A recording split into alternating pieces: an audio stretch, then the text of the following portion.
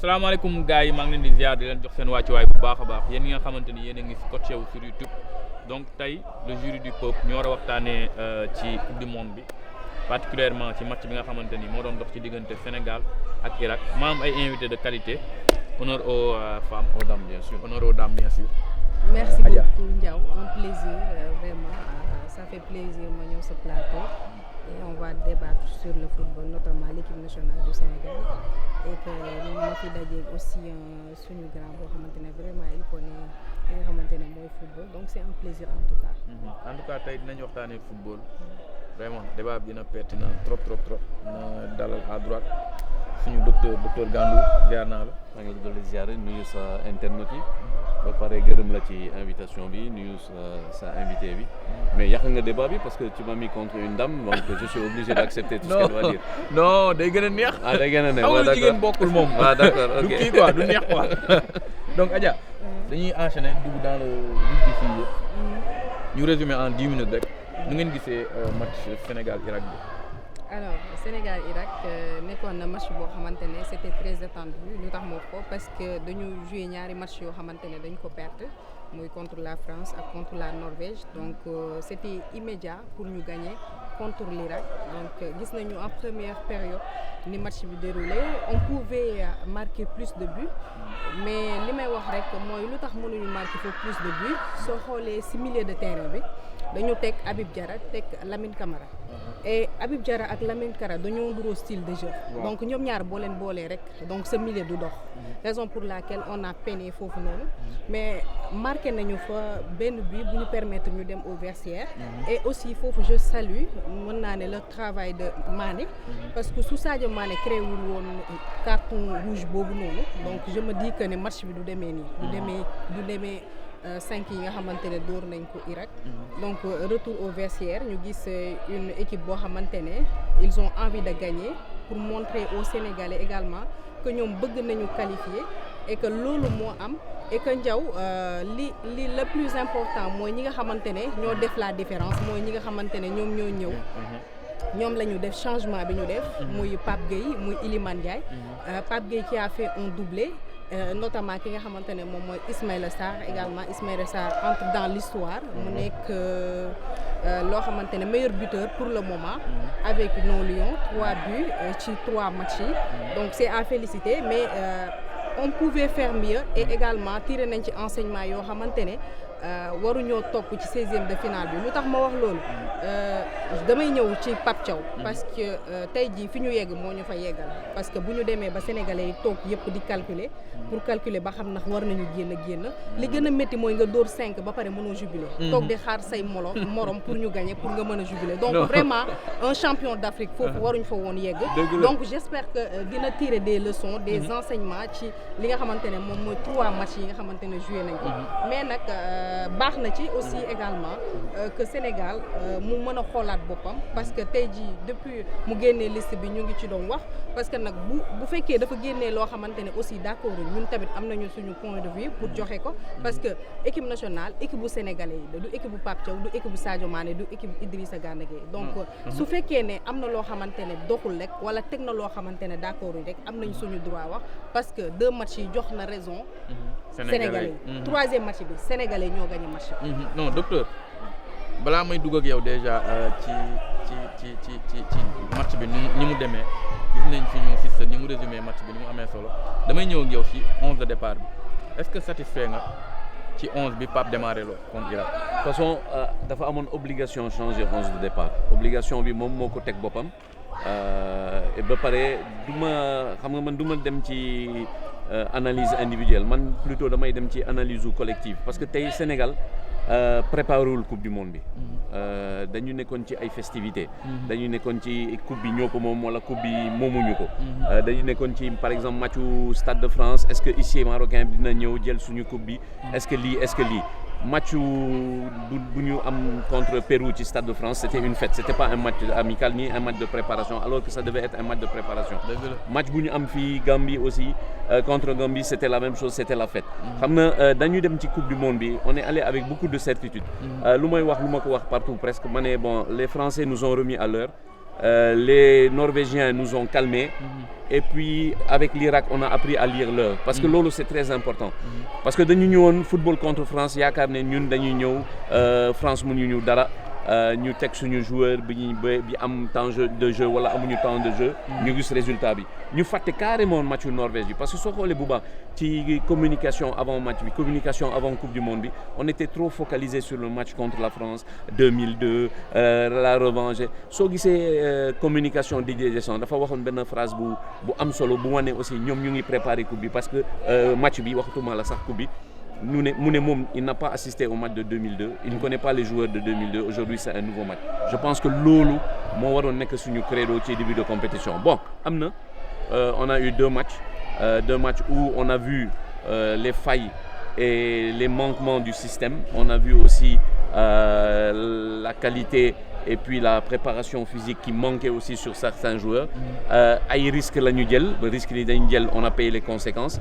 ñu encaissé 6 buts loolu seen musul am ci équipe nationale du Sénégal yàgg nañu encaissé 6 buts en 2 journées c'est vrai que offensivement on a mis 3 buts ça aussi c'est une nouveauté mais 11 buts oui c'était obligé on était dans l'obligation de changer par contre sur certains changements man mun naa wax comme votre invité l'a dit tout à l'heure, on est tous des Sénégalais, c'est l'équipe qui appartient au peuple sénégalais, mais c'est vrai que c'est une équipe qui nous appartient, mais nous ne sommes pas les sélectionneurs, nous ne sommes pas les entraîneurs. Donc il y a quelqu'un qui à la fin est tributaire des choix. Donc moom mooy choisir, moom mooy xam groupe bi lu am lu amul. Ñun on a vraiment, comme on dit, un ensemble, une vue superficielle ou de ce qu'on connaît, mais on ne sait pas exactement ce qui se passe dedans. Non, il fallait faire des changements, il l'a fait. Il fallait gagner, on l'a fait. Maintenant, même si bir changement, moi je pense que aussi, par exemple, moi j'ai toujours été de ceux qui disent que Ibrahim Mbaye ne peut pas être encore titulaire dans cette équipe. Ibrahim Mbaye c'est un super sub. Parce que xam nga aussi am na yéene li nga ko yéene bi joueur parce que tey soo ko buggee mu ñëw mu dugg mu indil la dara bul fàtte aussi yaa ngi koy teg ci aussi devant le fait accompli. C'est-à-dire il faut qu'il fasse partie d'un système tactique. Il faut qu'il fasse partie de tout un ensemble. Quand il rentre en cours de match, c'est beaucoup plus facile parce qu'il est déchargé, si tu veux, de l'animation du départ du match. Donc, il vient au cours d'un match. Donc, ça aussi, ça a son importance. Et on a vu ça contre le match contre l'Irak. Aujourd'hui, on passera peut-être tout à l'heure aux notes des joueurs. Personnellement, c'est le joueur que j'ai noté le moins parce que pour moi, c'est le joueur qui a apporté le moins alors qu'on attendait beaucoup plus de lui. Non, il fallait faire des changements. Il l'a fait. Il y avait des joueurs qui ne sont pas encore prêts physiquement. Ils l'ont fait. Je pense que les 3 matchs nous ont donné un bon enseignement. Bon, c'est 2 matchs qu'on a perdus, mais moi je vais les mettre dans les matchs amicaux. On va dire que ça aussi, c'était dans la préparation de la Coupe du Monde parce qu'on n'était pas encore préparé. Mais man docteur bokkoon naa fi ñu doon wax ni Ibrahima Mbaye dafa war a titulaire parce que j'avais senti un gosse qui était un peu frustré xaw ma nag man rek maa ko seetlu mais dama sentir si ay non justement ay regards bu mu dugg contre Norvège. Quand tu regardais le langage corporel de Ibrahima Mbaye, tu sentais que c'était quelqu'un qui était frustré. Parce qu'il s'attendait peut-être, bon ça c'est dans la tête d'un joueur, il s'attendait peut-être, vu sa prestation contre la France, mu dugg le but, mu essayer de décanter situation bi, il s'attendait à être titulaire. Mais aussi il y a des réalités, il y a beaucoup de réalités que nous on maîtrise pas. Il y a beaucoup de choses qui sont dans un groupe. Xam nga une Coupe du Monde c'est 1 mois. Bon, quand tout le monde a fustigé les 2 défaites, fustigé Pape Thiaw, je pense que j'étais un des rares en disant qui a dit attendez, c'est pas fini. C'est un tournoi avec 8 matchs pour être champion. Il reste encore un 3e match et on a la chance d'avoir dans notre poule. Il faut dire la vérité xam nga loolu il faut ñu arrêter ay affaire masla wala commencer wax non ñu amul équipe bu ndaw am na équipe bu mag am na. di nga ko gis ci 16e de finale. Surprise mun na am. Mais munoo am surprise avec 4, 5, 6 équipes non surprise di nga ko am ak benn équipe wala ñaari équipe Irak ñoo ko mun il fallait ñu wane ko. Irak ñoo ko mun que ça soit condition li am Sénégal. amuñu ko Irakiens yi. ba pare même politiquement aussi c'est un pays qui sort de moments de crise donc ils n'ont pas eu le temps de préparer. soo jëlee joueurs benn par benn tous nos joueurs même nos remplaçants. même les 3e sur la liste du Sénégal. Ils sont sans manquer de respect à l'équipe irakienne. Mais nos joueurs sénégalais sont beaucoup mieux outillés tactiquement, techniquement et physiquement que les joueurs irakiens. Donc ça aussi, il fallait faire le travail. Donc maintenant, Ibrahima Mbaye aussi, on a vu la réponse, parce que lui, c'est lui qui devait nous donner la bonne réponse. C'est lui qui devait te donner raison. C'est lui qui devait essayer de finir ce match-là. On a vu que les 45 premières minutes, à 10, ils nous ont fatigués. On n'avait pas, l'équipe était trop lente. Ils n'avaient pas accéléré. Il manquait un lion. Il manquait beaucoup de choses dans cette équipe. Et finalement, c'est quand tu as fait rentrer les cadres en deuxième mi-temps qu'il y a eu ce changement. Justement. Voilà. Aya, on sent que l'équipe physiquement, l'équipe n'est pas prête. Oui, mais le grand bi wax na ko et c'est la réalité parce que tey jii on n'a pas bien préparé notre coupe du monde loolu mooy dëgg. donc dëgg bu jotee dañ koy wax pare wuñu woon loolu mooy dëgg gis nga coupe du monde dafa am ay réalité donc équipe bi la jëlal CAN janvier ak équipe bi nga am en juin c'est différent. parce que déjà am na joueurs yoo xamante ne amuñu temps de jeu am na joueurs yoo xamante ne ils sont blessés. mais nag le reste mooy li nga am loolu ngay nduggee marché. donc Pape li mu am loolu la ñu nduggal mais c'est à lui de gérer l'animation ci li nga xamante ne moom mooy effectif am. et Ndiaw j'en suis sûr que ni ñun war nañu mën a sori ci compétition bi. li gën a métti la ñu génn. donc actuellement Sénégal match am da ko war a jouer match par match ba pare surtout nag ñu rester humble. parce que humilité lu mu la may du la ko xaj. parce que maa ngi gis Sénégalais yëpp commencé naagu nii ak naa li ñuy am xam naa di nga ñëw ci sujet boobu. ki ñu war a am et tout donc je vais revenir un peu ci le cas de Ibrahima Mbaye. donc tous les Sénégalais ñoom ñoo waxoon dafa war a titulaire mais dafa am joueurs yoo xamante ne ay joker lañu ci biir équipe. et que Ibrahima Mbaye soo xoolee manque temps de jeu avec Paris FC aussi loolu sonal na ko donc demoon na ba perte en confiance en lui-même mais heure bu ñuy en équipe nationale da ngay gis joie de vivre bu muy àndal mais ces temps-ci on a vu que du Ibrahima Mbaye bu ñu xamoon à l'époque bi nga xamante ne day ñëw toujours souriant c'est quoi derrière ci mentalam lan moo nekk ci xelam ñun xamuñu ko parce que jegewuñu ko aussi mais de toute façon le plus important mooy à heure bu ñu la mayee chance en tant qu'un joueur tu dois montrer que ne tey place bi ñu la teg tu le mérites et que noonu la war a demee chaque joueur doit mériter sa place donc je vais revenir un peu pour brosser ci équipe nationale du Sénégal ci les deux joueurs yi nga xamante ne dama leen di citer mooy Ismaïla Sarr ak ki nga xamante ne moom mooy Pathé Ciss dañ leen war a gën a jox seen gëdd plus de considération lu tax ma wax loolu parce que ñoom ñoo nekk deux joueurs yoo xamante ne seen poste réellement teguñ leen ko en sélection surtout lu tax ma wax loolu Ismaïla Sarr soo xoolee avec Crystal Palace foofu attaquant de pointe lay jouer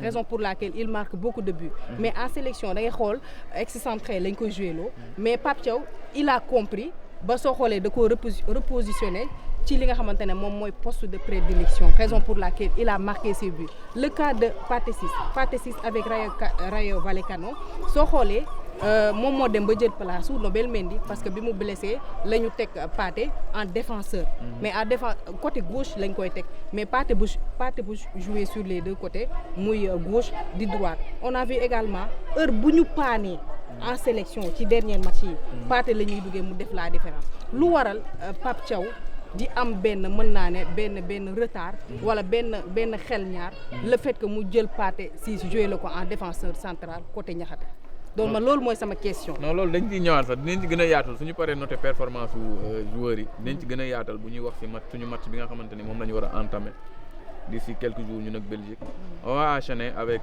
performance su joueurs yi léegi.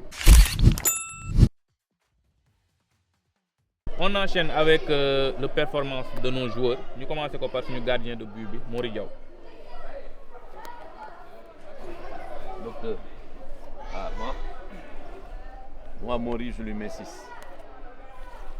waaw man aussi Mory 6 laa koy jox match correct il a fait le boulot sans casser internet. moi je lui donne également 6 parce que le plus important mooy il n'a pas encaissé. Merci. Mais on oublie aussi, c'est qu'il avait une charge psychologique sur sa tête parce qu'il remplace Edouard Mendy. Même si le match n'était pas très difficile, même si les Irakiens n'ont rien fait parce qu'à la limite, ils pouvaient prendre son maillot et rejouer le deuxième match avec. Mais c'était une charge psychologique, remplacer Edouard Mendy. Man, docteur Mory Diaw, dama baal ak rek mais wóolu ma ko woon de. Ah, de toute façon, man, je le dis. Bëri na Sénégalais yu mel mais est-ce que aussi yaa ngi seetaan Mory Diaw avec. Non, je le suis au Havre, mais personnellement, nañu wax dëgg. En équipe nationale, il y a Edouard Mendy et il y a les autres. Voilà, il faut dire la vérité, quoi. Voilà, donc, quand Edouard n'est pas là, on a tous peur. Voilà. On enchaîne avec le match de Abdoulaye Seck. Ablaye Seck.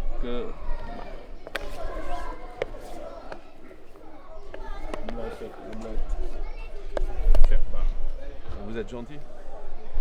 Abdoulaye Seck 7 baax na. Man 6.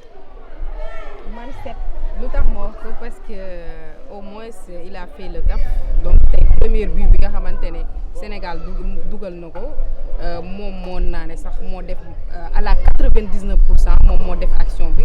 jox ko Habib mu dugal ko donc raison pour laquelle ba ma pare jox ko Adja 7. docteur tax ma noter Abdoulaye Seck bokk na fi honnêteté. D'accord, mais problème d'honnêteté lañ am.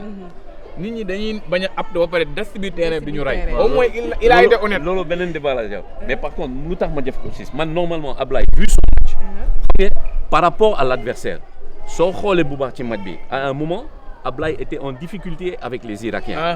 Normalement pour un joueur comme ça qui sait qu'il va affronter des équipes encore bon, maintenant on a la Belgique, c'est pas les joueurs irakiens, donc on va passer à autre chose. Moi normalement je lui mettais 5, je lui ai mis 6 parce qu'il a mis le but, mais logiquement ses prestations en défense ne m'ont pas convaincu. Par rapport aux Irakiens, il prend un carton jaune contre les Irakiens. Donc ça veut dire que quand tu prends un carton jaune pour un défenseur et un axe central, c'est que tu as été dépassé, qu'à un moment ou à un autre tu n'étais pas. Bon, c'est pour ça que je lui mets 6. Mais logiquement, je lui aurais mis 5. 6 buts, c'est parce qu'il a mis le but. Mais je lui aurais mis 5 parce que défensivement, sur ce match-là, avant sa sortie, il ne m'a pas convaincu. Par contre, c'est lui qui débloque la situation, il met le but, c'est top. Bon, le but, c'est même pas lui, c'est Habib Diarra. C'est Habib Diarra. Le match de Moussa Niakhaté. Oh, toi, Non, il a été bon. Moi, Moussa, c'est 6. Pourquoi 6? Pour d'abord récompenser, parce qu'il n'a pas eu... En fait, il n'a pas eu les possibilités de montrer toute l'étendue de sa classe. Mais docteur, Mais justement, c'est ce que j'ai dit. Attention, j'ai dit qu'il n'a pas eu la possibilité de montrer toute sa valeur. Parce qu'en face, il n'y avait pas des adversaires qui auraient pu le mettre en difficulté. Donc, si tu veux... c'était un match facile.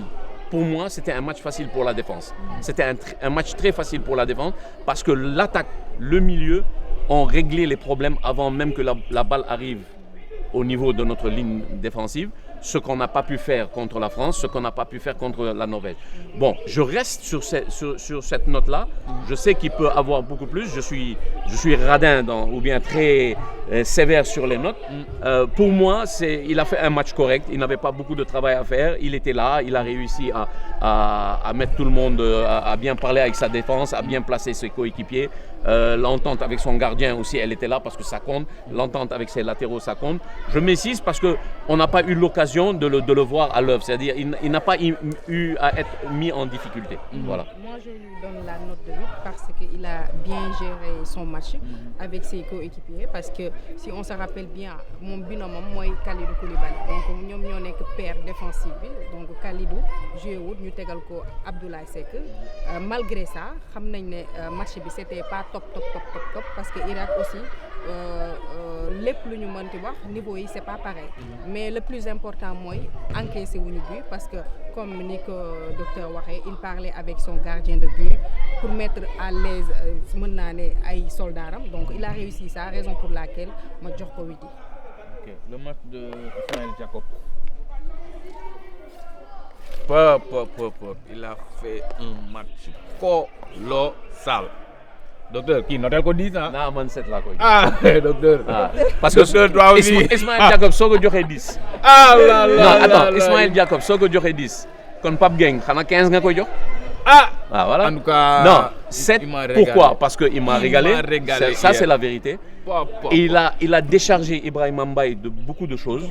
Parce qu'il a presque fait, il a fait tout le travail sur l'aile pour que Ibrahima soit à l'aise. En plus, sa complicité, non seulement avec Sadio, et en plus son intelligence de jeu, je pense que sur son couloir, il était vraiment maître. Ok. Moi, je reste sur du 7 parce que je pense qu'il y a eu des joueurs dans cette équipe qui ont eu des performances, on va dire, encore meilleures parce qu'ils ont été buteurs, parce qu'ils ont fait quelque chose d'exceptionnel. Donc si lui, je passe à une note supérieure, il me serait très difficile de noter les autres. Donc j'essaye d'être, si tu veux, un peu, on va dire, en bonne conscience avec moi-même pour pouvoir. Mais bon, on peut lui mettre 8, bon 7,5, mais moi je reste sur du 7.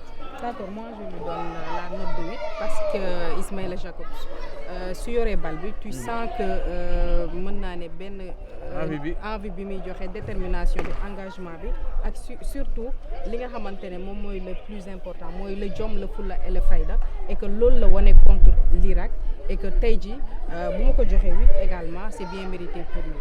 mais Adja ba d'accord nga ni bu Pape Gueye dugalul woon 2 buts Ismaïla Jacobs mooy nekk homme du match. waaw xam nga docteur mu ngi la koy wax nee na la am na ñoo xamante ne mën nañu dugal mais duñ leen jox des fois li nga xamante ne moom mooy homme du match, mais tey jii Ismaïla Jacobs c'est le cas de Krépin Diatta. Pour man tey bu fekkoon bu ñu xool joueur bu dugal wala dara, donc man dama koy jox à chaque fois li nga xamante ne moom mooy homme du match, parce que moom mooy def taf équipe bi yëpp. donc le match de Krépin.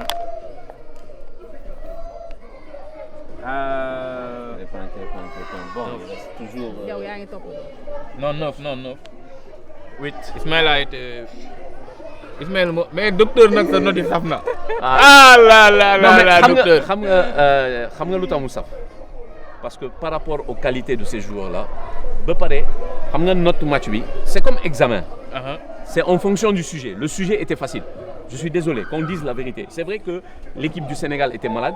Elle était en convalescence contre l'Irak, mais le sujet était facile. Il faut dire la vérité. On n'a pas eu en face un adversaire qui aurait pu vraiment nous mettre en difficulté. C'est nous-mêmes qui nous sont mis en difficulté. Mais les Irakiens, à aucun moment du match, ne pouvaient nous mettre en difficulté. Ils ont eu peut-être des fulgurances. Bon, moi, normalement, tu n'as pas mis des notes et demi. Moi, j'aurais mis 7,5. Bon, je vais sur du 8, parce que si je note la performance de Krépin et la performance de Jacobs, je mettrai un peu Krépin au-dessus. Parce que Krépin, si tu veux, c'est le joueur le plus constant de cette équipe nationale du Sénégal. Je pense que depuis 7-8 matchs, c'est peut-être celui qui a toujours eu les performances au-dessus de la moyenne. C'est le seul qui n'a pas flanché et qui a toujours répondu présent pour l'équipe nationale. 8 parce que il fait bien le job, 8 parce que bon, il a eu de la chance aussi, parce que comme je dis de la chance, on l'a provoqué. Il y a eu le rouge du latéral irakien qui lui a permis pendant 90 minutes d'être déchargé de quelqu'un qui allait le fatiguer dans son couloir. Donc bon, je reste sur du 8, c'est parce que tu n'as pas mis des 7,5. Voilà. Le match de waaw ñëwal Adja. Krépin dama koy jox note 9. Lu tax ma koy jox 9 parce que depuis le début de la compétition moom rek moo ñu fi jox satisfaction. Et que c'est un homme boo xamante ne il est polyvalent. Lu tax ma wax ko suñu delloo ginnaaw Krépin milieu de terrain la woon, après lañ ko changé. def ko poste bi ñu ko teg. Alors Krépin Ndiaw moo nekk quelqu'un boo xamante ne il est très serein, surtout ci jeu de ballon yi. Ak buy positionné wu ak ses déplacements ak sa rapidité. Donc Krépin am na un moment donné fi nga xamante ne moom mooy Monaco amu fa sax temps de jeu, et que tey jii boo ko xoolee muy jouer nga ne kii nii kat pourtant ak club am amul temps de jeu, mais bu nekkee en équipe nationale ni muy briller vraiment c'est extraordinaire. En tout cas 9 yi c'est bien mérité pour lui. En tout cas Krépin ñoo ngi lay souhaiter bon courage pour la suite, continue comme ça, yaa ngi fi lancé bu am solo jërëjëf.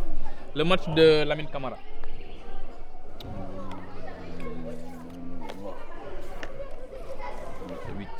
Moi je mets 8.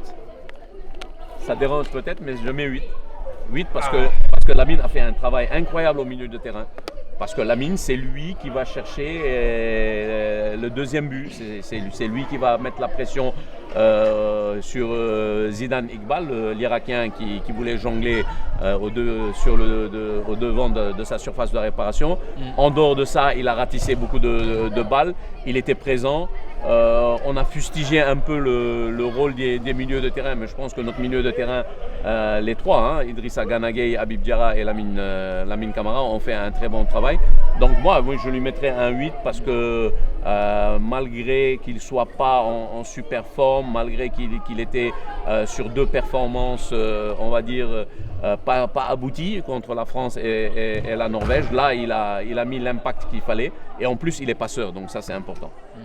Alors je lui donne la note de 6 parce que maa ngi ko doon wax sama biir entame que Lamine problème yi muy am rek mooy déjà soo ko booleeg ak Habib Diarra ñu bokk style de jeu donc du mën a créer du mën a def benn effort physique raison pour laquelle moo koy plombé loo surtout ci milieu de terrain bi mais en dehors de ça c'est un excellent joueur parce que bu mënul woon Pape Diaw du ko boole ci ay 11 de départ am et également Lamine je me disais que ne sax warul woon jouer contre Irak parce que avant coup d'envoi bi échauffement bi dafa amoon benn gêne je pensais que sax du jouer dañ koy remplacer mais après à ma grande surprise laa ko gis mu nekk ci biir terrain bi en tout cas 6 laa ko mën a jox. waaw man moom 6 laa ko mën a jox parce que il a fait un match correct mais man Lamine xaw ma la mais mënu ma Lamine Pape Matar Sarr les jeunes là mënu ma leen baal quoi parce que damaa xam ni mën nañ lu ëpp loolu. docteur tu yow yaa ngi xalaat ci benn monde boo xamante ni on a eu 5 buts match bi ni mu yombee nii Lamine Camara dugalul sax. Mais Lamine Camara, c'était pas son travail de marquer des buts. Ah mais Lamine Camara, son travail c'est de récupérer, de régulariser, d'équilibrer et d'ouvrir. Mais Lamine Camara, il marque beaucoup. Hein. Si jamais tu veux parler des performances, oui, il marque beaucoup. Il n'a pas utilisé une de ses armes, c'est la frappe de loin parce qu'il n'a pas eu l'occasion, parce qu'il était dans un autre travail. Il était dans un travail de récupération et de ratissage. N'oublie pas qu'il jouait avec un profil qui lui ressemblait, c'est-à-dire Habib Diarra, et le seul qui était là en milieu récupérateur, c'est-à-dire en pivot, en sentinelle, c'était Idrissa Gana Gueye. Donc à un moment ou à un autre, Lamine Camara était obligé de descendre d'un cran pour pouvoir prêter main forte à Idrissa Gana Gueye pour la récupération. Par contre, si tu parles qu'on a mis 5 buts et qu'il y en a certains qui n'ont pas marqué, là on aura l'occasion de parler d'autres joueurs qui auraient dû marquer des buts parce que c'était leur rôle de marquer des buts et qui n'ont pas marqué contre une équipe facile. Voilà. On enchaîne avec le match de Pape Gueye. Ah, Pape Gueye. Pape Gueye, ah, Pape Gueye, tu as fait le boulot. Allez, moi je suis entre les deux. Mais vous dites que non, Pape Gueye a joué 32 minutes. 32 minutes, 2 buts. Une frappe exceptionnelle qui va rester dans les annales du football et de la Coupe du Monde. Après, beaucoup de détracteurs vont vous dire non, c'était l'Irak, c'était facile. Mon ami, même si c'était les îles Papou, il fallait faire cette frappe-là. Même si c'était une équipe de quartier, il fallait être là au moment présent. Entre Pape Gueye, pour moi, ça a été le dynamiteur. Voilà, il fallait dynamiter cette équipe. Il est rentré, il a dynamité cette équipe. Donc, je suis entre 10 et 9. Donc, allez, je lui mets 9,5. 9,5 Pape Gueye, parce que bon, je pense qu'il le mérite. Et à un moment ou à un autre, il faut rendre à César ce qui est à César. Il faisait partie des cadres qu'on a critiqués. Donc, je pense qu'il a eu la plus belle réponse. Il est rentré. Il a rangé son frein pendant presque 50 minutes sur le banc de touche. Mais quand il est rentré, il a montré qu'il était là. Et Pape Gueye, c'est un talent pur. Pape Gueye, je pense que dans un an, vous allez le voir à un autre niveau parce qu'il fait partie de cette race de milieu de terrain qui peuvent débloquer des situations. Donc 9,5 pour Pape Gueye. D'accord man 8 laa koy jox si 10 amul ma jox ko 10 mais malheureusement 10 amul parce que Pape comme ni ma ko waxee il a entré dans l'histoire du football sénégalais Pape un très bon joueur boo xamante ne il est très technique donc même bu dul compétition bu amul sax soo koy gis avec ses entraînements da ngay gis ne daf ci def li nga xamante ne moom mooy le maximum possible parce que xam na ne lii mooy gagne-pain am et que mën na devenir le meilleur milieu de terrain de tous les temps il peut le faire mais également on a vu une complicité entre El Hadj Ousseynou Diouf ak Pape Gueye parce que maa ngi koy gis après match bi ñu koy interviewé mu ne El Hadj da ko waxoon day marqué 2 buts donc tey jii yooyu noonu da lay wan ne Sénégal ñun ñëpp benn lañ et bu ñu poussé sa morom rek mën nga dem vers l'avant en tout cas Pape c'est un excellent joueur vraiment mën nañu satisfaire surtout ci compétition bi ak nu ñuy demee c'est vrai que 2 matchs yi jàll il n'était pas au top donc Pape su doxul rek jàppal ne milieu de terrain du dox. Donc on va sauter un peu le milieu de terrain song attaquant yi on enchaîne avec le match de Sadio Mané.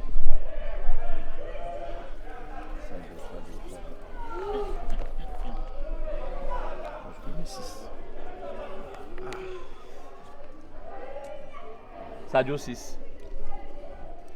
Il a fait un travail, hein. C'est vrai que tu... Ah, 2. Non, 6 parce que il a beaucoup travaillé sur son côté, il a joué en profondeur, il a dézonné avec Ismaël Assar.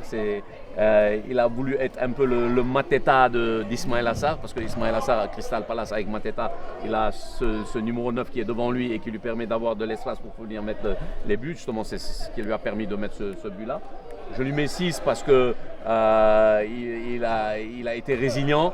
À un moment ou à un autre, je pense qu'il a beaucoup pesé sur la défense irakienne. C'est ce qui a permis un peu d'avoir des brèches et d'avoir des profondeurs pour les autres joueurs. Toi, tu es méchant avec lui, Kat. Pour moi, je vais lui 6 également parce qu'il a fait un match correct. Et moom laa lay wax Sadio Mané dafa def liggéey bu am solo moom moo tax tey Irak jël carton rouge donc loolu liggéeyam la donc c'est à féliciter parce que carton rouge bi bu amul woon bu ñu joué wutoon ak ñoom à 10 ñoom ñu joué à 10 ñu joué à 11 peut-être sax 5 bi yu ñu dugal yaakaaruma Ndiaw ñu dugal ko donc Sadio Mané ak lépp luñ ko mën a wax def na tafam donc déjà li ñuy reproché sa loolu sax Pape Thiaw lañ koy reproché na bàyyi di ko joué loo 80 ñoom ñaar ñëpp la moo tax ma jox ko lii kat moo tax déggoo li man moom équipe bi benn problème laa ci am muy honnêteté képp ku amul honnêteté ni que tey match bi tu es moyen wala sonn nga mën a génn même bu la coach bi génneewu nga laaj nga ni coach bi génnee ma mais bu ko coach bi bëggul génnee nag mais coach bi amul boo bëggee dégg dëgg Sadio boo bëggee dégg dëgg cadre yi boo leen xaar bu ñuy xaar coach bi génne leen duñu génn de. waaw mais xam nga tey nanguwul jël ay responsabilités. mais joueur ci biir match ci biir benn animation ci biir benn mise en place qu'on a fait avant le match quelques jours avant le match parce qu'on veut jouer comme ça su amul blessure importante wala su amul carton mënul génne noonu jàpp c'est ça aussi honnêteté bi nga am dañ ko war a am avant le match c'est-à-dire que waa ji su ñëwee woo leen parce que de toute façon on sait comment ça se passe tu appelles tes joueurs tu leur dis demain bon en fonction de la manière de gérer de chaque entraîneur il y a des entraîneurs qui le soir même ont déjà donné l'équipe type qui va jouer donc expliquent ce qu'il attend de chacun à ce moment-là c'est là où l'on était de dire au coach bon moi je suis pas prêt physiquement, je préfère qu'il y ait quelqu'un d'autre. Mais ça, c'est quelques jours. Ça, il faut le faire avant parce que tu as travaillé une animation pendant 2-3 jours pour ce match-là. Tu n'attends pas au dernier moment de le faire. Donc ça, il faut le faire bien avant. Et puis ça, c'est aussi au staff technique, au staff médical et au préparateur physique d'avoir des échanges avec l'entraîneur. Mais c'est ça ma grande question. Est-ce que staff technique bi dinañu waxtaan ak Pape Thiaw également parce que tey jii des fois da ngay gis des failles yoo xamante ne xale bu ndaw buy soog a judd sa da koy gis. Mais duñu réagir. Man c'est ça peut-être que ñoom aussi failles ñoo ko teg parce que ils sont sur la même longueur d'onde. Moo ma jox responsabilité moom kese. Non, la responsabilité elle est partagée. Moi je dis qu'elle est en dehors des joueurs. Les joueurs c'est les performances, on va les juger sur les performances. Mais aujourd'hui quand on parle du staff technique, le staff technique, tu as les entraîneurs, le coach principal et les entraîneurs adjoints, tu as les préparateurs physiques, tu as l'équipe médicale. Ok, et tu as l'analyse vidéo. L'analyse vidéo t'a donné tous les moyens pour préparer sa match. Ok, tu utilises ça, tu prépares ton animation avant le match. Mais aujourd'hui, le préparateur physique aussi doit venir dire au coach il y a tel joueur qui n'est pas prêt physiquement. Parce que sur un certain travail qu'on a fait en préparation physique, il n'arrivait pas. Il s'essoufflait vite, son cardio n'est pas là, ce gars n'est pas encore prêt. Ça, c'est un. Deuxièmement, le staff médical aussi doit avoir son mot à dire. Parce qu'il faut qu'il vienne dire aussi au coach, attention, tu fais jouer un joueur blessé, on risque de le perdre en plein match. Donc, et on va le perdre pendant toute la compétition. Ça, c'est 2. Troisièmement, les adjoints aussi doivent pouvoir dire à Pape Thiaw que le garçon n'est pas prêt. Donc moi, je pense que la responsabilité, elle est collective. Et elle est collective sur les 2 matchs. Sur les 2 matchs, il y a un fait qu'on n'a pas beaucoup parlé de ce fait-là. Mais il y a un fait très important. Sur les 2 matchs, on a senti une équipe qui était fatiguée, une équipe qui manquait de rythme, une équipe qui ne pouvait pas accélérer. Donc ça, c'est important. Ça, il faut revenir à la préparation physique de l'équipe. Ça c'est les préparateurs physiques qui doivent répondre de ça. Match de Ibrahima Mbaye. 5. Ibrahima Mbaye, je lui mets 5. 4. 5 parce que j'attendais beaucoup de Ibrahima Mbaye. Sur ce match-là, j'attendais qu'il nous réponde, qu'il réponde présent. Sur ce match-là, c'est vrai qu'il a tenté des choses, il est allé percuter, il a essayé. Mais est-ce que vous avez remarqué quelque chose? Il n'a pas réussi un seul de ses dribbles. Il n'a pas réussi un seul de ses dribbles contre les Irakiens. Et on parle d'une équipe d'Irak. Parce que, en fait, ces notes-là, il faut les mettre par rapport à l'adversaire. Vous avez en face de vous un adversaire abordable. Ibrahima, aujourd'hui, j'attendais beaucoup plus de lui. Non, j'attendais vraiment que ça soit lui le dynamiteur, pas Pape Gueye.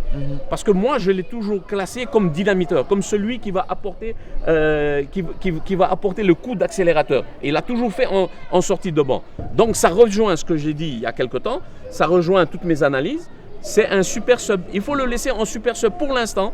Ibrahima Mbaye n'a pas encore le costume d'un titulaire. Ça, il faut dire la vérité. Parce que là, il a eu l'occasion sur un match, on va dire, facile. Qu'on le veuille ou non, c'est un match facile. Il faut relativiser la victoire.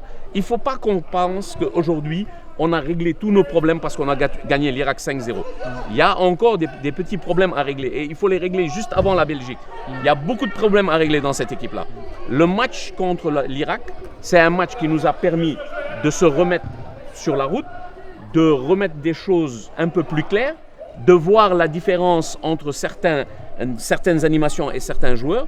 Mais ce match, la victoire là, il faut la relativiser. Il ne faut pas penser qu'on est devenu intouchable. Et puis aller encore dans l'euphorie et oublier aussi que la Belgique peut être dangereuse. Parce que j'ai vu un peu la réaction de tout le monde. Ah, heureusement, c'est la Belgique, c'est pas l'Angleterre. Bon là, tu es en 16e de finale. Maintenant, ça a changé. La compétition a changé. Moi, Dor continue. Perte Tog. Donc maintenant, mettez-vous ça en tête. Quel que soit l'adversaire, il veut la même chose que toi. L'adversaire qui est en face de toi, il veut la même chose que toi. Donc il n'y a pas, c'est super, on a la Belgique, c'est mieux que l'Angleterre. Mon ami, Belgique, Irak, Angleterre, Argentine, France, Suède, 16e de finale, c'est 16e de finale. On sort avec le couteau dans les dents, comme ça, on sort. Voilà, on sort comme des fous et on va gagner ce match-là. Il n'y a plus de calcul, il n'y a plus de lilay, indi, lilay. Non. C'est maintenant vivre ou mourir, c'est tout. Voilà, la compétition elle a commencé.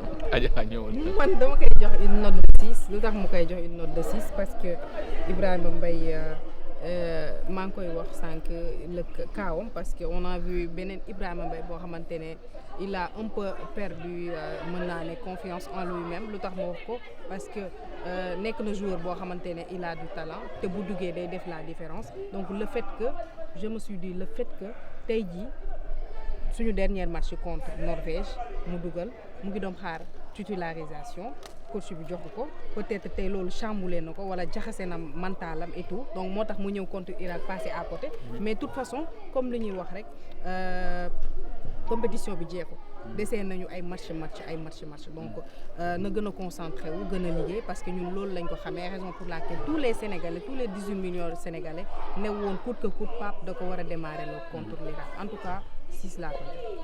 Man moom 4 laa koy jox il a eu quelques bonnes intentions mais dafa passer à côté complètement de son match loolu moo tax ma jox ko 4 mais c'est un jeune à encourager te maa ngi koy encourager bu baax xam naa ne dina ñëwaat mais vraiment il nous montre ñu ngi dem mais mu ngi wan ni que super sub la. Ouais. Donc on enchaîne avec le match de notre attaquant Ismaïla Sarr. Ismaïla Sarr, moi j'ai bien envie de lui mettre 9. C'est notre attaquant. Ouais, bah oui. Ah, Iso moom. Bah oui, Iso. Waaw. xam naa gars yi dañu xaw a kii nag naan maa la fi joxoon ay notes 2 yooyu. Fàtte naa ko am nga rek bi non mais je pense que Ismaïla Sarr pour moi ça a été le facteur X. Le facteur X dans ce match-là, c'est Ismaïla Sarr. C'est vrai, beaucoup de dire non, l'entrée de Pape. Non. Le facteur X, c'est Ismaïla Sarr. Il accepte de dézonner. Il fait un travail incroyable sur le côté.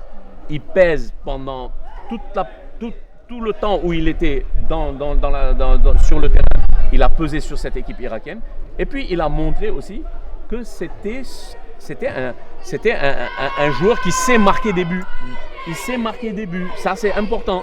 C'est ça le plus important pour une ligne d'attaque. C'est-à-dire aujourd'hui, même si tu n'as pas les qualités techniques de dribbleur, de tout ce que tu veux, mais quand on te met dans une zone du terrain, on te dit voilà ton travail. Ton travail, c'est de marquer des buts, tu le fais. Ismaïla Sarr l'a fait. Aujourd'hui, n'oublie pas que c'est le 3e meilleur buteur africain de l'histoire de la Coupe du Monde. Devant lui, il y a qui? Il y a des Roger Mila. Non, et Iso, pour moi, je lui dis chapeau. Chapeau Iso, s'il m'écoute, s'il m'entend, je lui dis chapeau. Parce qu'il sait très bien ce que je pense de lui. Il sait très bien qu'on a eu souvent des discussions où je lui ai dit que j'attends beaucoup plus de toi et que je sais que tu es capable de ça, bah Iso, je vais te dire, moi la formule que je vais dire, Iso, c'est notre futur Dembélé. Aduna mën a dox aduna dox ba ma jox Ismaïla Sarr 10. Waaw. Adja ñëwal. Donc Ismaïla Sarr c'est un renard de surface donc il nous a montré que c'est un buteur c'est un attaquant donc moom laa doon wax sànq Ismaïla Sarr li muy joué Crystal Palace boo ko tegee ak équipe nationale du Sénégal day def la différence et que loolu la ñuy wan donc fi mu mënee boo ko fa tegee rek dina la indi satisfaction et que tey jii Ismaïla Sarr fait partie des meilleurs attaquants mën naa ko wax de l'équipe nationale du Sénégal mais notamment Ismaïla Sarr peut même mën naa ne dem xëccoo ji li nga xamante ne moom mooy ballon d'or bi parce que am na talent bi am na li nga xamante ne moom mooy mental de fer parce que c'est très important Diaw nga nekk un joueur am mental de fer ñaata yoon lañ ko fi xas sénégalais xas ko fi xamul dara mënul dugal et tout mais loolu yëpp da koy jël teg ko ci gannaawam focus ci boppam et que loolu la nekk di montrer sénégalais wan que ne leen man am naa place ci équipe nationale et bu ñu fàtte Ismaïla Sarr fait partie des joueurs yi nga xamante ne dañoo teel a dugg en sélection avec l'équipe nationale du Sénégal donc mu nekkoon xale màggandoor équipe bi et c'est très normal tey buy def résultat yi du bett kenn ku ko yàgg suivre dina xam ne kii nii tey lu mu def da koo liggéey. On enchaîne avec di ñëpp di xaar mooy note du coach léegi.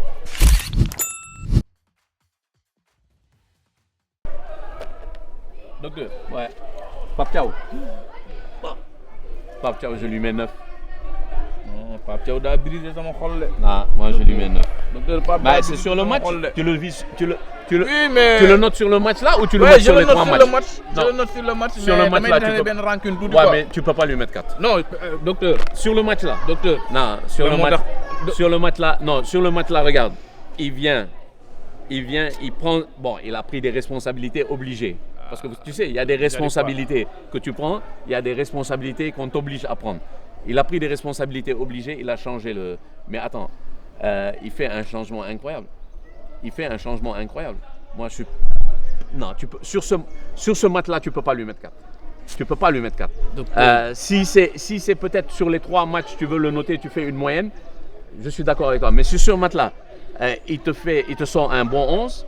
Quand il a vu que ça n'allait pas sur 1-0 où il fallait aller chercher, faire exploser ces Irakiens, il te fait un changement incroyable. Il te fait rentrer Iliman, Pape Gueye, d'un coup, et il fait sortir Habib Diarra, il fait sortir Ibrahima Mbaye. Et dès que ces 3-là qui rentrent, tu as une autre équipe du Sénégal. Non, les changements, ils ont été bien. Arrête, il faut pas. Ton 4 là, il est méchant. Non, sur ce match-là, il mérite un 9. Là, il a fait ce qu'il fait. Il gagne 5-0. Même si c'est une petite équipe en face, il gagne 5-0. Docteur, yow rek da nga xamul sama xol moo yàqu. Non, xam naa say xol moo yàqu. Pape dama la mën a dul. waaw mais Pape laa mën a dul. mais ci di ko jox. Diaw yaa ngi note bu moyen. mënatul nekk loolu. xam nga mënatul nekk dama yàq contre sama France xol ba sax pare. jox ko 2 d'accord naa ak yow. contre Non, Norvège non, jox ko 3 d'accord naa ak yow. Mais contre Irak non, il a fait son match. man moom 5 laa koy jox lu tax ma koy jox 5 def na matcham parce que liñ ko doon xaaree aussi def na ko parce que tey bu ñu demee ba gis 11 de départ bu xaw a am tuuti changement même li ñu bëggoon à 100% joxuñu ko mais xaw na def changement foofu noonu ci 11 de départ bi mais li ma koy reprocher mooy par exemple le cas de Pathé Ciss parce que tey mënoo am joueur boobu nga koy teg di ko dugal en deuxième mi-temps te war ko mënoon démarrer loo contre Irak raison pour laquelle ma jox ko 5 bi à part ça. Mais Pathé Ciss, si tu veux le faire démarrer, tu le fais démarrer où? Central. En axe central. Oui. Donc, si parce tu... que Pathé peut jouer comme mais gauche, justement, comme droite. mais il faut remonter à ce que Pape Thiaw a dit avant la compétition. J'ai besoin de joueurs polyvalents. Donc Pathé Ciss aujourd'hui, il fait partie de ces quelques joueurs en équipe nationale qui vont jouer 6 ou qui peuvent jouer axe central. Donc je pense que dans cette configuration, tu ne peux pas commencer une animation d'équipe avec un Pathé Ciss directement en accent. Est-ce que tu vois ce que je veux dire? C'est-à-dire que n'oublie pas aussi qu'il a des axes centraux avec eux. Donc, et on va sur une compétition sur 1 mois. Tu as besoin, comme tu l'as dit tout à l'heure, tu as parlé du cas Ibrahima Mbaye où tu as dit qu'il fallait qu'on le mette en confiance. Tu sais, mettre titulaire un joueur, lui donner certaines responsabilités, c'est aussi garder ton joueur avec toi, c'est-à-dire le gardien impliqué pendant toute la compétition. Tey soo demoon tey nga commencé sa match contre Irak nga tegoo Ablaye Seck tegoo Mamadou Sarr ak central nga ñëw nga def Pathé Ciss désaveu là pour Ablaye Sarr pour Mamadou Sarr et ces joueurs que tu vas les perdre dans la compétition. Par contre xoolal bu baax on a des joueurs en sortie de banc qui sont incroyablement bons, qui vont régler notre problème. Donc un match de football pendant 90 minutes, il faut calculer ce que tu veux mettre en place, mais il faut calculer aussi qu'au cours du match tu vas avoir des équations et quels sont les joueurs qui vont résoudre ton équation. Parce que tey soo dugalee sa force yëpp en début du match, c'est mon avis, hein, si tu rentres tous tes meilleurs joueurs ou bien tout ce que tu veux en début du match, quand tu iras pendant le match avec des complications, c'est là où tu vas te rendre compte que tu as fait une erreur. Par contre, tu vois, Pathé Ciss, moi je l'aurais préféré, je donne un exemple, je l'aurais préféré en sentinelle, justement en sentinelle, faire le travail de ratissage, un peu à la N'Golo Kanté, prendre les ballons et tout ça, et libérer mes deux. Par exemple, moi j'aurais mis Lamine Camara, Habib Diarra, je dis pas par rapport aux qualités de Ibrahima Gana Gueye, mais par exemple Pathé Ciss, il serait super dans un match comme ça, où tu as envie d'aller jouer, d'aller dribbler, d'aller prendre le ballon, d'aller provoquer. Donc tes deux milieux de terrain savent qu'il y a une sentinelle derrière, en face, devant l'axe central, parce qu'il fait le travail. Parce que si tu regardes contre la France et contre la Norvège, si on avait un numéro 6, si Idrissa Gana Gueye était vraiment en forme, devant son axe central, il y a beaucoup de ballons qui ne seraient pas passés et on n'aurait pas mis Kalidou Koulibaly en difficulté. Bon, après ça, on a un autre débat, il n'était pas performant, il n'était pas à 100%, mais ça veut dire que cette ligne du milieu, on l'a perdue. Donc Pathé Ciss, pour moi, c'est un très bon joueur et Pathé Ciss, moi aussi, je le mets dans la même catégorie que Ibrahima Mbaye, c'est-à-dire de très bons remplaçants qui peuvent rentrer en cours de match, résoudre le problème. Et la preuve, tu as vu, quand il est rentré, on est passé à une défense à 3, même contre la Norvège, on était mené.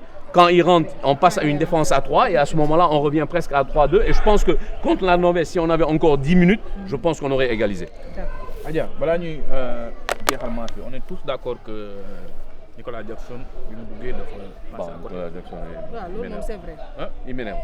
loolu moom c'est vrai. waaw passé à côté. Nicolas à chaque fois boo koy xaar rek moom dafay mel ni. Non, je sais pas c'est quoi son problème. Non, mais le problème de Nicolas, c'est que je le sens nonchalant. C'est-à-dire, on dirait qu'il n'est pas impliqué. Son langage corporel dans le match, quand tu le regardes, tu sais que ce gars-là, il n'est pas impliqué. Je suis d'accord. Attention, c'est un garçon qui a des qualités incroyables. D'accord? C'est un garçon qui a des qualités incroyables. Mais je le sens nonchalant. Voilà, non, il rentre sur le terrain. Voilà, il est là, bon. Si ça vient, c'est bon. Si ça vient pas, c'est pas grave. Bon, moi, c'est le problème que j'ai avec Nicolas. C'est peut-être son langage corporel. Hein. Peut-être que il n'est pas comme ça, mais c'est le problème que j'ai avec lui. dañuy enchaîner ak match bi ci topp muy l'avocat du flop ñu enchaîner léegi c'est parti.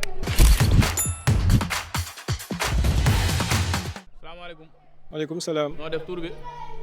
tur bi Alvin la Alvin Futsal. Alvin Futsal jaar nañ la. ñoo ngi lay delloo ziar bu wér. ñoo ñëw pour défendre Nicolas Jackson ñoo ngi lay déglu. Bon, Nicolas Jackson, moi je pense bien que gars yi ñoo ko sonal rek ah mais Nicolas Jackson c'est un très bon attaquant parce que tey muy Chelsea di Bayern duñ jënd attaquant bu cuune ak nu mu mënti mel mais je pense que il a une sorte de pression qui pèse tellement sur lui que Nicolas Jackson tey mënul fexe ba génnee qualité yi nekk ci moom. Parce que tamit lu mu métti genre tey si on le protégeait normalement je pense bien que le petit cette chose qui se trouve qui dort en lui il pourrait le faire sortir. Manque de protection cela veut dire tey Sénégalais boo mënti laaj boo ko nee Jackson da la naan non kooku tóole la boo ko nee Jackson da la naan lii mais commençant par l'équipe moi je me demande même si dans l'équipe nationale il est bien protégé parce que ça se voit sur son visage tey Nicolas Jackson bu ñu ko defee changement boo ko gisee muy génn sax kanam gi son visage est tellement serré que les gens ne comprennent rien en fait il ne sourit jamais pourquoi et pour un attaquant la meilleure des choses pour être concret devant les buts la meilleure des choses à faire aujourd'hui c'est d'être bien avec ton corps avec ton esprit mais tey Nicolas Jackson je pense bien que voilà je suis désolé mais gars yi ni ñu koy bombarder nii c'est trop. Non, Aveline, il a raison. Peut-être qu'il dit qu'il n'est pas protégé. Mais tu le fais jouer contre la France. Il ne marque pas de but. Ouais. Tu le remets titulaire contre la Norvège. Ça, ce n'est pas une forme de protection, alors que tu as des attaquants derrière. Ça, c'est une forme de protection. On le protège, on le met toujours. Ça fait combien de temps qu'il n'a pas marqué de but avec l'équipe nationale du Sénégal? Alors qu'il est toujours titulaire. Que tu le veuilles ou non, aujourd'hui, on dit toujours, quand on fait, nous, la composition, on est assis, on fait la composition avant le match, nous tous, on met Nicolas Jackson. Parce qu'on sait que Pape Thiaw va le mettre. Mais quand tu regardes les autres attaquants, aujourd'hui, dans la hiérarchie, la preuve, même dans la liste de Pape Thiaw, il a sorti des attaquants comme Habib Diallo. Comme tout ça, c'est comme tu as dit, c'est pour protéger justement Nicolas Jackson, pour que ça soit vraiment l'attaquant. Non, Nicolas Jackson, je te rejoins quand tu dis qu'il a des qualités incroyables. Moi, je suis d'accord avec toi. Moi, Nicolas Jackson, je le connais très très bien et j'adore ce genre de joueur. Mais je lui reproche, et je continue à lui reprocher, c'est on va dire sa nonchalance. On ne peut pas être numéro 9 et nonchalant comme ça. Sa nonchalance lui porte préjudice. Il faut qu'il soit beaucoup plus impliqué.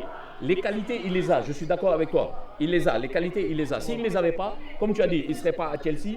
Bon, au passage, il est parti au Bayern. Le Bayern ne l'a pas gardé. Donc ça, c'est pour te dire aussi qu'il y a quelque chose. Mais c'est pour te dire qu'aujourd'hui, Nicolas Jackson, c'est un très bon attaquant. Moi, je suis d'accord avec toi. S'il n'était pas bon attaquant, donc on fait que équipe nationale, donc on fait que Chelsea, donc on fait que Bayern de Munich. Mais grand, maintenant, il y a un cap à passer. Protection, mon amour. On n'est pas dans la cour de récréation, wala ay école, wala qui, da ngay protéger. C'était. Non, c'était qualité. Tu vois ce que je veux dire, Aveline? C'était qualité qui doit faire que tu reviens. Il marque. Bon, il n'a pas eu de la chance. Il tape poteau, talon de Mégan, le ballon sort. Il aurait pu marquer ce but-là. On aurait dit, Nicolas Jackson, c'est le meilleur. Mais mon ami, tu es revenu contre la Norvège. Tu n'as pas fait.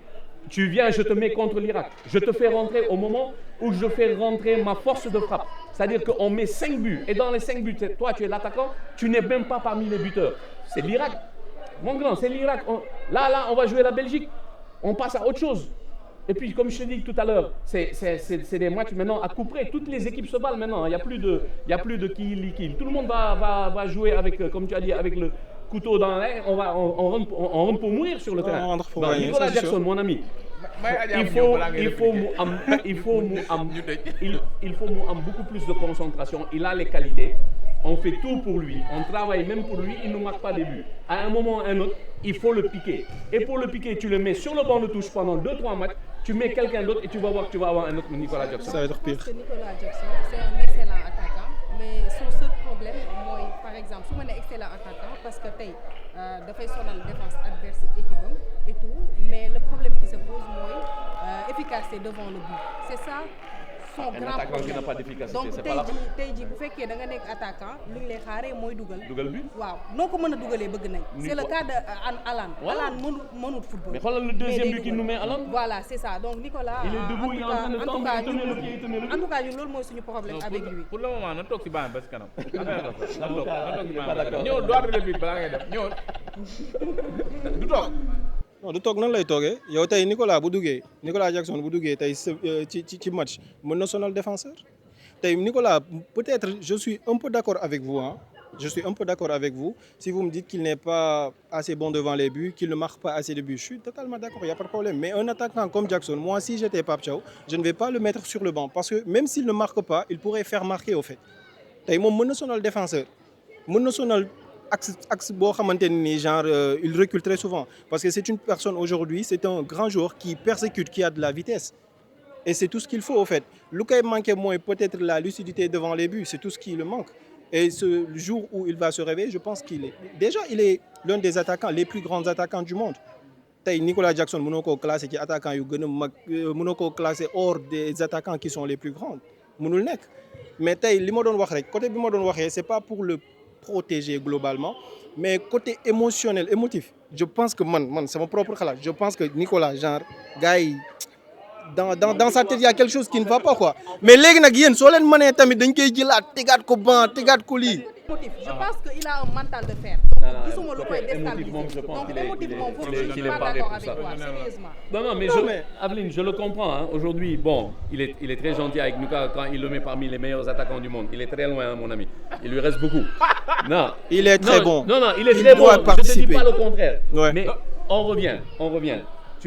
C'est toi-même qui l'as dit. Un attaquant, il faut qu'il marque des buts. Un attaquant, on le juge sur les buts. Tu peux avoir un très grand gardien qui te fait 50 arrêts dans le match, mais qui encaisse chaque match 3 buts. C'est fini. Tu ne peux plus le mettre. Parce que tu sais que ce gardien-là, même s'il te fait 50 arrêts, il va encaisser 3 buts, tu vas perdre le match. Aujourd'hui, Nicolas Jackson, qu'est-ce qu'on lui demande? On lui demande de marquer des buts. En fait, on lui fait un faux procès. Parce que ce qui est important, c'est l'animation dans laquelle il évolue. ok, l'animation dans laquelle il évolue veut que ça soit, parce que quand je regarde Pape Thiaw, Nicolas Jackson, ça, il me rappelle un joueur comme, comment il s'appelle, Giroud en France, où la France a gagné une Coupe du Monde. Lui, il était le numéro 9, il n'a pas mis de but. Donc Nicolas Jackson aujourd'hui, non, je parle juste de la compétition où il n'a pas mis de but. Donc peut-être qu'aujourd'hui, dans le système que Pape Thiaw est en train de mettre, comme tu l'as dit, il presse les défenses, il fatigue les défenses, mais une bonne équipe, elle ne se mesure pas sur les occasions créées, elle se mesure sur les occasions marquées. Donc aujourd'hui, c'est ça à la fin. À la 90e minute, quand c'est fini, tu peux dire j'ai créé 50 occasions. Tu en as marqué combien? 0. Tu n'as rien fait. J'ai créé une occasion, j'ai marqué une occasion, tu es meilleur. Donc pour moi, les occasions créées ne sont pas quelque chose qui en fait, c'est pas un étalon pour te dire que tu as bien joué. C'est les occasions marquées qui sont les plus importantes. Donc le problème, et ça même c'était pour critiquer un peu Pape Thiaw, parce que Pape Thiaw, quand on a perdu contre la France, il a dit on s'est créé beaucoup d'occasions. Oui, tu t'es créé beaucoup d'occasions, mais tu n'en as pas marqué. Donc les occasions, un bon match, c'est pas le nombre d'occasions créées, c'est le nombre d'occasions marquées. Si on reste sur ça, Nicolas Jackson, si on le note sur ça, il n'aura pas la bonne note. Et Nicolas dafa amoon benn chance mooy mu nekk Bayern de courtiser un très bon attaque en recrue. Man je pense que ci moom rek waroon na fa jàng foofu noonu moment bi mu nekkee Bayern na tey mënoon na war a jàng côtoyer tuuti en recrue jàng ci moom parce que tey mën naa ne affaire yi méttiwul donc am na des fois yenn opportunité yooyu am da nga koy saisir nga jàng ci et que nga jàngaat encore une fois efficacité devant le but pour permettre tey ngay concrétiser le but et defe naa ne loolu moo ko manqué ci li nga xamante ne moom mooy postam attaquant dugal la laaj mais attaquant boo dribbler sonal sa défense te mënoo dugal but loolu nag day xaw a métti sérieusement. En tout cas merci beaucoup ñu ngi lay kontaanee. merci bu baax ci intervention bi am na solo. jërëjëf waay balaa ñuy enchaîner ak dernière manche bi mooy waxtaan un peu sur 5-10 minutes ci match bi ñu jëm contre Belgique dañuy jox peuple bi parole aussi ñoom aussi bokk nañ ci liy neexal émission bi ñu commenter seeni ay poste tuuti. Foot SN nee na pour le poste d'arrière gauche Jacob vient de prendre une avance sur El Hadj Malick Diouf kan ngeen préféré entre El Hadj Malick Diouf ak Ismaël Jacob? En fait, j'ai pas de préférence particulière. Par contre, en fonction de l'adversaire, je pense qu'on peut jouer sur ça. La concurrence, elle est saine. Ça va être en fonction de l'adversaire. Sur certains matchs et sur certaines animations, El Hadj, on a besoin de lui parce qu'il est beaucoup plus percutant offensivement que défensivement. Ismaël, en dehors de l'apport offensif qu'il apporte, il est bon aussi défensivement. Donc pour moi, j'ai pas de préférence. Le choix entre El Hadj Malick et Ismaël Jacob va dépendre non seulement de l'adversaire, et va dépendre aussi de ce que Pape Thiaw veut amener comme animation. Moi, c'est surtout ça. Par contre, aussi, ils ont un peu raison, là où ils disent qu'il a pris sa place, parce que j'ai remarqué qu'il y avait beaucoup plus de complicité entre Ismaïla Jacobs et Sadio Mané qu'entre El Hadj Malick Diouf et Sadio. Donc, Aya, Ismaïla Sarr devient le meilleur buteur de l'histoire du Sénégal en Coupe du Monde avec 4 buts. Loolu lañ koy ñaan si mu continuer également di concrétiser des buts et loolu yëpp li ko waral mooy Pape dem na ba reconnaître xam na également kii nii lii mooy postam fii laa ko war a mën a teg pour mu defal ma la différence les raisons pour laquelle il l'a fait et j'espère bien dina continuer def loolu di jël ki nga xamante ne moom mooy Ismaïla Sarr di ko teg ci postam pour mu ñuy concrétiser des buts parce que loolu lañu soxla et que loolu lañu. On enchaîne avec prochain match bi ñu war a entamer diggante Sénégal ak Belgique léegi-léegi. Bon dañuy enchaîner ak suñu match à venir bi mercredi incha allah diggante Sénégal ak Belgique déjà docteur dafa am benn tweet bu ma lire démb ñu ne d'après phase de poule bi ñu def nii on a rien à perdre c'est 8e yeeg c'est 16e yeeg 8e yeeg te loolu avantage la si ñun. Parce que le fait que du ñu am rien à perdre parce que déjà ñu toogoon nañ dinañu mën a permettre ñu gën a libre ko. Non, je pense pas que Sénégal nekk ci état d'esprit. En tout cas joueurs yi ak lu entouré équipe bi nekk ci genre débat bi parce que Diaw, quand on est allé en Coupe du Monde, on l'a tous dit, on est allé, on n'est pas outsider. On est allé en faisant partie des équipes qui peuvent faire quelque chose. Par contre, on a eu un début de parcours chaotique. On ne s'attendait pas à ce début de parcours. Je pense que nous tous Sénégalais, et puis même, on ne s'attendait pas à avoir 2 défaites par 3-2 en encaissant 6 buts et en faisant un peu ce qu'on a vu, un peu une équipe amorphe qui n'arrivait pas à mettre le rythme. On a fait une bonne première mi-temps contre la France. Après, on s'est perdu. On a fait une fin de deuxième mi-temps contre la Norvège. C'était pas dans les standards du Sénégal. Non, on n'a rien à perdre. Je pense qu'on n'est pas les seuls. Hein. Même la Belgique n'a plus rien à perdre. Donc, oui, parce que... Non, mais en fait, ce qu'il faut dire, Diao, c'est qu'il faut dire, non, Kholal, et il ne faut pas rester dans la réflexion personnelle. C'est-à-dire, yo, am nga adversaire, li ngay xalaat yow, sa adversaire mu ngi koy xalaat. Donc, loolu mooy football. Football mooy da ngay résoudre sa problème, ba pare résoudre problème adversaire bu lay indil. Lii mooy football. Donc tey moom ñun on n'a rien à perdre, mais aussi les Belges aussi ils ont rien à perdre parce que de toute façon aujourd'hui c'est fini, on passe à une autre compétition. Loolu beneen compétition là. Waaw, c'est vrai que on a eu la piqûre de rappel, on a eu l'électrochoc. C'est-à-dire que loolu dafa ñëw benn choc électrique moo ñëw. Voilà. Donc nous jusqu'à il y a quelques heures on était éliminés. Hein? Moi, je suivais le dernier match. À 2-0, même à 2-0, on était encore éliminés. Tu vois ce que je veux dire? C'est-à-dire, même à 2-0, le sort ne dépendait pas du résultat qu'on a fait. Même à 5-0, on était encore suspendu au résultat des adversaires. Non, écoute, c'est un match, c'est une finale. Moi, je l'ai dit. Après la défaite contre la France, tous les matchs qui vont venir pour le Sénégal, ce sont des finales. Donc, il faut la jouer comme une finale. Aller dans les dispositions de gagner ce match-là, aller avec beaucoup d'humilité, ne pas se dire la pression est tombée, non, c'est pas l'Angleterre, c'est la Belgique. C'est la même chose. Considérer que l'adversaire qu'on a en face a envie d'avoir la même chose que nous. Donc, on va se battre pour le prendre. Voilà, comme ça, il faut réfléchir. Ban 11 nga gis contre Belgique. Sama 11 contre Belgique. Donc, maa ngi dégg, si je ne me trompe pas, Doudou Edouard Mendy que je ne pense pas qu'il va jouer. Ay info yu ma gis, je ne sais pas si c'est avéré ou pas. Donc tey bu fekkee loolu dafa am, donc dans les camps, je pense bien que ne Pape Thiaw dafa nar a tegaat Mory Diaw. Waaw loolu laa gis. Donc en défense damay indi Niakhaté accompagné de du ma indi bi pa Abdoulaye Seck. Donc damay andi soit Mamadou Sarr wala Pathé Ciss. Donc les côtés ma andi Krépin Diatta, beneen côté bi ma andi Ismaïla Jacobs. Parce que li ma gis mu joué contre Irak ak satisfaction yi ma am ci moom. Donc ak cohésion bi mu am avec nos attaquants, je pense bien que man ma teg kooku. Donc milieu de terrain bi damay indi Pape Gueye dama koy indi, damay indi Habib Diarra. Donc là je vais donner la chance à Bara Sapoko Ndiaye parce que Idrissa Gana Gueye xamaguma ba xam à 100% il sera apte à jouer donc contre la Belgique. Parce que lu tax mënuma indi Lamine Camara ak Habib Diarra moom laay wax seen style de jeu dafa nduroo, donc boo leen indi rek da ngay plomber milieu de terrain bi. Donc ma attaque bi damay indi Ismaïla Sarr, indi Sadio Mané ak ki nga xam ne mooy Iliman Ndiaye. Donc sama 11 loolu lay doon. Donc tu es d'avis?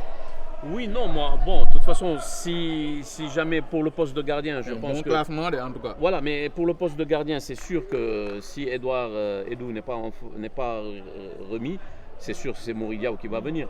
Donc, si tu veux faire venir Pathé Ciss, donc en défense centrale, je pense que tu vas repasser à une défense à 3. Ça m'étonnerait qu'on joue à une défense à 3. Et puis Mamadou Sarr, je pense pas qu'il puisse venir. Donc je rejoins ton invité. Il y a de fortes chances que ça se joue entre Ablaye Seck et Pathé Ciss au niveau de l'axe central. Parce que si vraiment Mamadou Sarr devait débuter il aurait fait débuter contre l'Irak, il l'a pas fait débuter contre l'Irak, et donc on ne prendra pas de risque contre la Belgique. Bon, au milieu, je continuerai à faire, là où je ne suis pas d'accord avec elle, c'est que je continuerai à faire confiance avec Gana Gueye, parce que je pense qu'il est en train de monter en puissance depuis le début de la compétition, même si elle a raison, il n'est pas à 100%. Non, Ouais. le cas de Gana Gueye, parce que xamaguma il sera Oui, apte à jouer, justement. parce que raison pour laquelle ma changé moi, loolu. c'est pour ça que je dis, mais moi, bu fekkee moom moo gën a. voilà, moi je bu fekkee préfère il Pape peut Gueye, jouer. Idrissa Gana Gueye, Pape Gueye, Habib Habib Diarra, moi c'est le milieu que je vois. Voilà. Et puis devant, à la place de, je remettrai la même chose, mais à la place d'Ibrahima Mbaye, je mettrai Iliman Ndiaye. Voilà. Et puis je pense qu'avec Ismaïla Sarr et Sadio Mané, avec cette connexion, cette permutation entre Ismaïla Sarr et Sadio, c'est-à-dire à un moment tu vas avoir Sadio qui va prendre la profondeur, Ismaïla qui va prendre le côté, ou vice-versa. On aura beaucoup de permutations entre les trois. Oui, non, moi je pense qu'aujourd'hui, il n'y a plus de... on va dire, de petits calculs à faire. Il faut prendre les gens qui sont prêts. Et puis en face, tu sais, on ne parle pas de l'adversaire, mais en face, ce n'est pas une seule équation. C'est l'équation De Bruyne, c'est l'équation Lukaku et c'est l'équation Doku. Bon, mais ce qui est bien, c'est que aussi, c'est une équipe de Belgique qui, on va faire rapidement, c'est une équipe de Belgique qui, même défensivement aussi, n'est pas très sereine. Donc, il y a des choses à faire. Effectivement, donc je pense que le docteur l'a si bien dit avec l'équipe Belgique bi, mais de toute façon suñu xoolee équipe bu Belgique bi 16e de finale bi joué na ko en Coupe du Monde, donc 1930 ba 2026 à nos jours suñu xoolee cumulé na 51 matchs dont 25 victoires ak 12 nuls ak 14 défaites autant pour moi.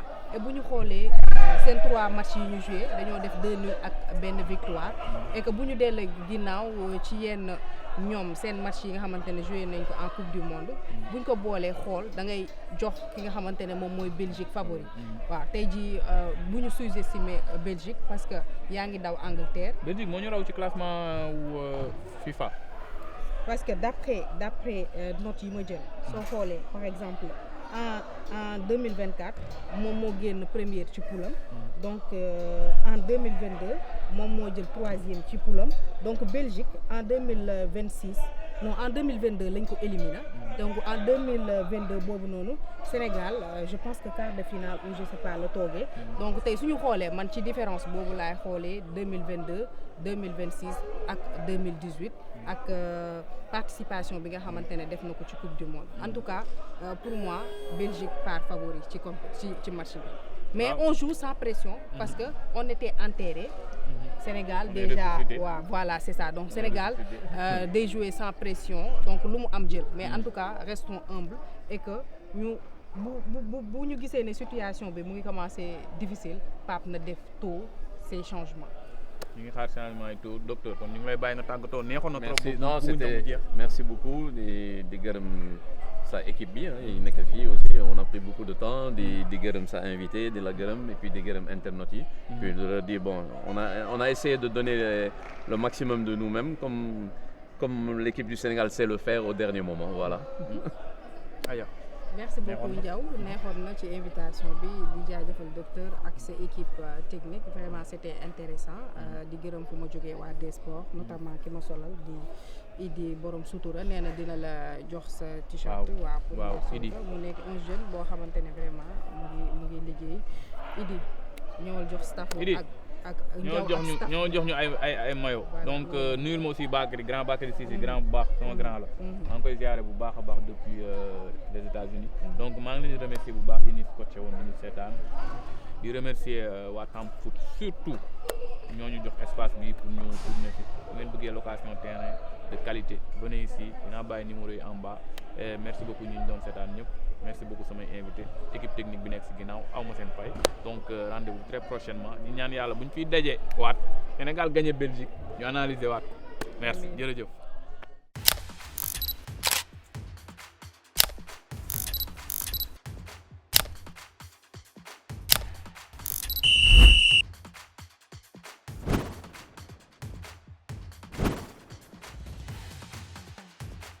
salaamaaleykum gars yi, maa ngi leen di ziar di leen jox seen wàccuwaay bu baax a baax, yéen ñi nga xamante ni yéen a ngi scotché wu sur YouTube. donc tey le jury du peuple ñu war a waxtaanee ci coupe du monde bi particulièrement ci match bi nga xamante ni moo doon dox ci diggante Sénégal ak Irak ma am ay invités de qualité honneur aux femmes aux dames bien sûr honneur aux dames bien sûr. Merci Adja. beaucoup Ndiaw, un plaisir vraiment ça fait plaisir ma ñëw sa plateau et on va débattre sur le football notamment l'équipe nationale du Sénégal et que ma fi dajeeg aussi suñu grand boo xamante ne vraiment il connaît li nga xamante ne mooy football donc c'est un plaisir en tout cas. En tout cas tey dinañ waxtaanee football vraiment débat bi dina pertinent trop na dalal à droite suñu docteur Gandou ziar naa la. maa ngi la dolli ziare nuyu sa internautes yi ba pare gërëm la ci invitation bi nuyu sa invité bi mais yàq nga débat bi parce que tu m'as mis contre une dame donc je suis obligé d'accepter tout ce qu'elle va dire.